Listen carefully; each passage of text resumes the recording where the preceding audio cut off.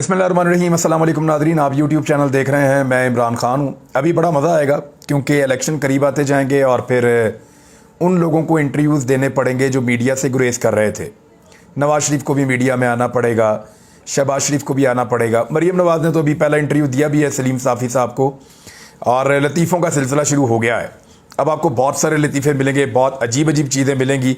बस आपको बर्दाश्त करना और अपनी हंसी को कंट्रोल करना है, क्योंकि जिस अंदाज़ में ये आपको लतीफ़े सुनाएंगे, जो चीज़ें आपको बताई जाएंगी इन इंटरव्यूज़ में, आप हैरान हो जाएंगे कि किस डिटाई से और किस तरीके से ये लोग गलत बयानी करते हैं।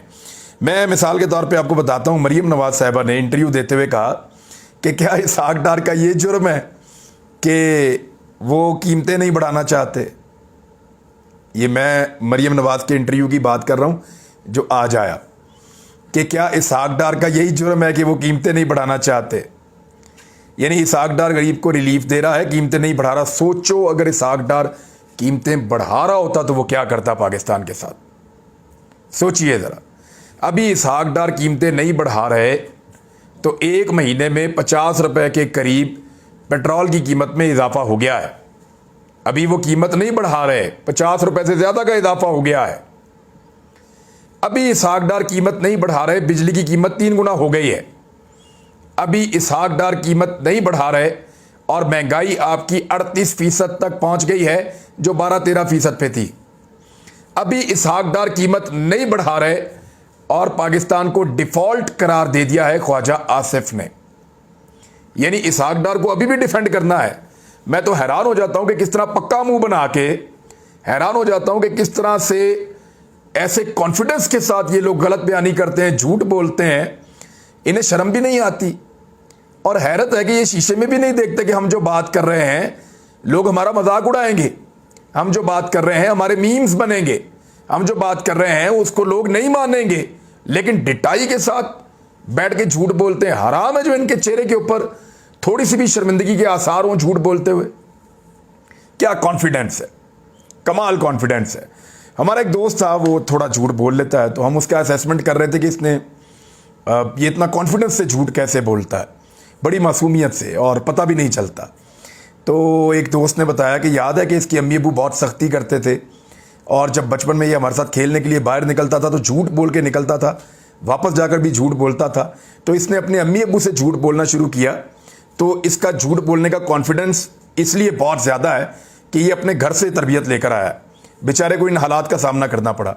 अब मरीम नवाज़ को ऐसा कॉन्फिडेंस और इस तरीके से झूठ बोलना मेरी समझ से बाहर है, मुझे बिल्कुल। और एक और चीज़ कही उन्होंने, यानी हद हो गई है कि अपने घर वालों के खिलाफ कोई ऐसा स्टेटमेंट देता है। मरीम नवाज़ ने कहा कि जब एहतसाब शुरू होता है तो 20 मिसालें लोग मुल्क छोड़ के भाग जाते हैं। जब भी एहतसाब शुरू होता है तो लोग मुल्क छोड़कर फरार हो जाते हैं, मरीम नवाज़ साहबा कह रही हैं। और फरार होने में जो वर्ल्ड रिकॉर्ड है वो मरीम नवाज़ के वालिद गिरामी मियाँ मोहम्मद नवाज शरीफ साहब का है। वो बार बार फरार हुए और बड़े बड़े लंबे अरसे के लिए फरार हुए, और जब तक उनको हुकूमत की यकीन दहानी नहीं करवाई गई या उन्हें यह नहीं कहा गया कि आपको NRO मिल रहा है, वापस आ जाइए, तब तक मियाँ साहब कभी वापस नहीं आए। और इस मरतबा तो यकीन दहानियों के बावजूद भी वापस नहीं आ रहे कि आपने मेरा फिर एहतसाब कर देना है, तो मैं एडवांस में फ़रार हो गया हूँ।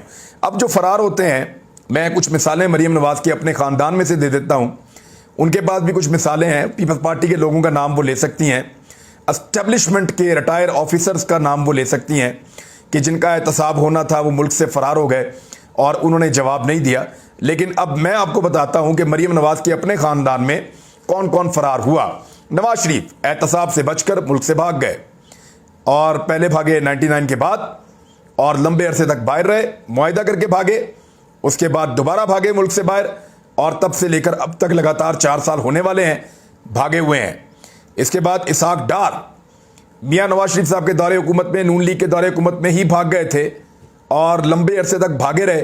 फिर जब उनको NRO मिला तो फिर वो एयरफोर्स के तैयारे में बैठकर वज़ीर आज़म के साथ पाकिस्तान वापस तशरीफ़ लाए। हमजा शहबाज बार बार फरार हो जाते हैं, अक्सर फरार हो जाते हैं। एक दौर ऐसा था कि हमजा शहबाज को गारंटी के तौर पे रखवा के सारा खानदान, पूरा टब्बर फरार हो गया था, लेकिन अभी हमजा शहबाज साहब भी पाकिस्तान में नहीं है। सलमान शहबाज, इसको फरार करवाया जनरल रिटायर कमर जावेद बाजवा ने, और ये खबर मुस्लिम लीग नून के अपने करीबी सहाफ़ियों ने दी कि